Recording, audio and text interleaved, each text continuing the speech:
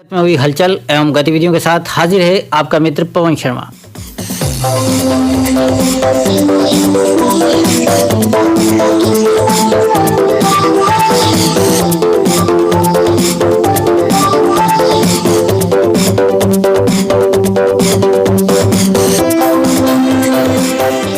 आज के खेल चल कार्यक्रम के इस अंक में हमने शामिल किया है राजस्व विभाग द्वारा दिनांक 1 से 3 फरवरी में माउंट आबू में आयोजित खेल प्रतियोगिता में झालावाड़ का प्रतिनिधित्व कर विजयी होकर लौटे प्रतियोगी से की गई बातचीत तथा बैडमिंटन में राष्ट्रीय एवं राज्य स्तर पर खेल चुके खिलाड़ियों से एक मुलाकात।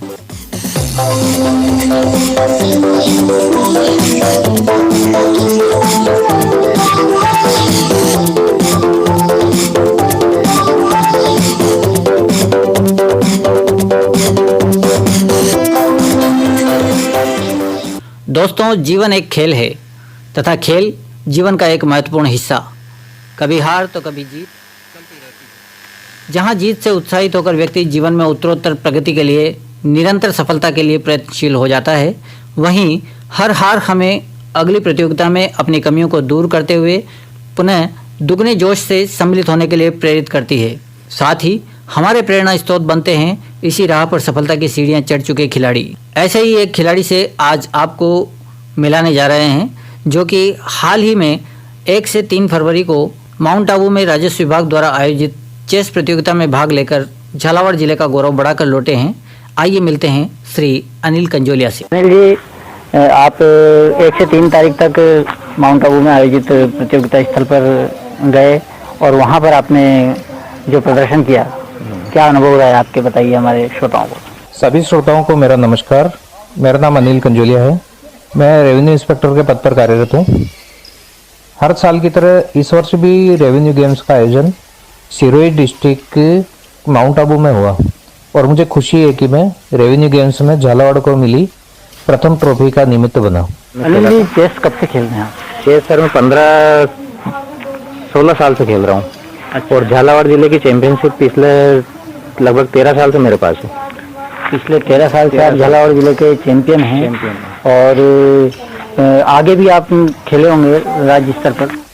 हम ओपन टूर्नामेंट में खेलते हैं जिसमें किसी भी स्टेट का कोई भी खिलाड़ी भाग ले सकता है, जिनका स्तर काफ़ी अच्छा होता है और साथ ही इंटरनेशनल लेवल पर भी ऑनलाइन खेला जाता है। इंटरनेशनल लेवल पे ये गेम है, काफ़ी लोग खेलते हैं, लेकिन इंडोर गेम होने के कारण इसको इतनी पब्लिसिटी झालावाड़ जिले में नहीं मिल पाई। बिल्कुल, इसके बारे में क्या कहना चाहिए? बिल्कुल सर, ये आपने बिल्कुल सही कहा। चेस को एक तरह से क्या कि एक बहुत पहले एक फिल्म आई थी शतरंज के खिलाड़ी, जिसमें सामने वाली जो सेना रहती है उन पे अटैक करने के लिए आती है और वो चेस खेलने में मगन रहता है। तो इस तरह की पिक्चर से इसके बारे में एक गलत धारणा बन चुकी है, जबकि असलियत ये है कि चेस का जो ओरिजिनल खिलाड़ी होता है वो अपने तरफ आने वाले खतरे को पहले ही भांप लेता है और उसको वहीं खत्म कर देता है। वो खतरा उसके पास भी नहीं आता है। जी हाँ, दूर की सोच जिसे कहते हैं। दूर की सोच।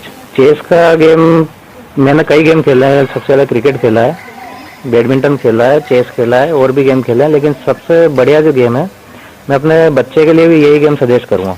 कारण क्या है कि चेस खेलने के बाद मानसिक रूप से एक दृढ़ता आ जाती है।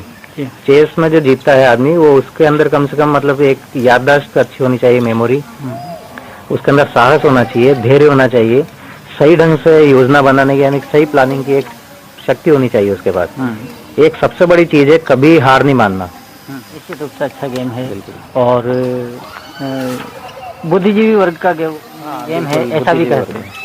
बुद्धिजीवी वर्ग का गेम कहते हैं इसको। और आजकल इसमें एक सबसे बढ़िया चीज ये है कि हम देशी के रूल से कुछ अलग है शतरंज के, पर अगर हम इसको इंटरनेशनल रूल से खेलते हैं तो ये गेम नॉर्मली 15-20 मिनट में या 30 मिनट में खत्म हो जाता है। और मतलब बहुत अधिक समय की आवश्यकता भी नहीं है, बहुत अधिक बस अपना माइंड इससे काफी शार्प हो जाता है। बजाय मैं बच्चों को भी कहूँगा कि वीडियो गेम खेलने की बजाय अगर वो चेस खेलते हैं, एक इंटरनेशनल लेवल पे एक टूर्नामेंट चलता है ऑनलाइन, वर्ल्ड चेस चैंपियनशिप, जिसमें लगभग 40,000 खिलाड़ी रहते हैं। तो हर वक्त वो किसी भी वक्त ऑनलाइन उनसे खेल सकते हैं। मतलब नेट की सुविधा उपलब्ध है आपको, और अगर नेट पे ये गेम खेल सकते हैं। अगर आपके पास नेट की सुविधा उपलब्ध है मोबाइल से लेके कंप्यूटर में, तो उसमें खेल सकते हैं। और लगभग 3 महीने पहले इसी चैंपियनशिप में मैं 5वीं पोजीशन तक पहुंच गया था, जो काफ़ी अच्छी उपलब्धि है। क्योंकि वहाँ हम इंडिया का प्रतिनिधित्व कर रहे होते हैं। ये तो हुई ऑनलाइन खेलने की। अगर कोई व्यक्ति घर पे खेलना चाहे या शुरुआत करना चाहे तो शुरुआत कहाँ से करे? क्योंकि हम जो खेलते हैं वो शतरंज खेलते हैं और वो देसी तरीके से खेलते हैं, उसके रूल्स अलग हैं, और ये जो ऑनलाइन खेला जाता है या टूर्नामेंट में जो खेला जाता है चेस, उसके रूल्स अलग हैं। तो सीखने वाला व्यक्ति क्या करे? बिल्कुल सर, इसके लिए एक तो लगभग आजकल सभी स्कूलों में ये सुविधा उपलब्ध है। चेस की कोचिंग प्रारंभिक स्तर पे तो दी जा सकती है, कोई भी दे देगा। बाकी अगर वो हायर लेवल पे खेलना चाहे तो या तो नेट की सुविधा ले सकते हैं, या फिर हम लोगों से जैसे मैं सभी के लिए उपलब्ध हूँ। कोई अगर रूल्स वगैरह है, कई रूल्स ऐसे होते हैं जो मतलब जैसे n% कोई जानता नहीं है, तो हम उनकी मदद करेंगे पूरी। और बैडमिंटन में भी हम मदद करते हैं वैसे, लेकिन चेस में तो विशेष, क्योंकि इससे मानसिक स्तर पे वो बच्चा काफ़ी अच्छी बात है। आप राष्ट्रीय स्तर पे खेले हुए हैं, इंटरनेशनल स्तर पे खेले हुए हैं ऑनलाइन, और राज्य स्तर पर अभी हाल जीत करके आए हैं, झालावाड़ को जिता करके लाए हैं। निश्चित रूप से झालावाड़ वासियों के लिए गर्व का विषय है और एक अच्छी सुविधा भी है कि आपका लाभ लेकर के इस क्षेत्र में और भी प्रतिभाएं आगे आएँ और इस क्षेत्र में चेस में अपना नाम रोशन करें, इस गेम को आगे बढ़ाएं और इस खेल में स्वयं भी राष्ट्रीय और अंतर्राष्ट्रीय स्तर पर जाएं। गेम से आपने बताया कि याददाश्त भी बढ़ती है और जीवन का लक्ष्य जो है वो प्राप्त करने में व्यक्ति सक्षम हो जाता है। तो इसका उपयोग केवल पढ़ाई में ही नहीं बल्कि अपने पूरे जीवन में करना चाहिए। बिल्कुल, बहुत अच्छी बात है अनिल जी आपने बताई, और बहुत बढ़िया सलाह अपने यहाँ के श्रोताओं को दी। और एक और विशेष बात जो आपने बताई कि आप हमेशा उपलब्ध हैं सबकी सहायता के लिए, जानकर बड़ी खुशी हुई। और निश्चित रूप से आपका लाभ लेकर के अन्य व्यक्ति, अन्य प्रतिभाएं भी यहाँ से निकल करके इस खेल के माध्यम से अपना और झालावाड़ जिले का नाम रोशन करेंगी। आपने हमसे बातचीत की, इसके लिए आपका बहुत बहुत धन्यवाद। धन्यवाद।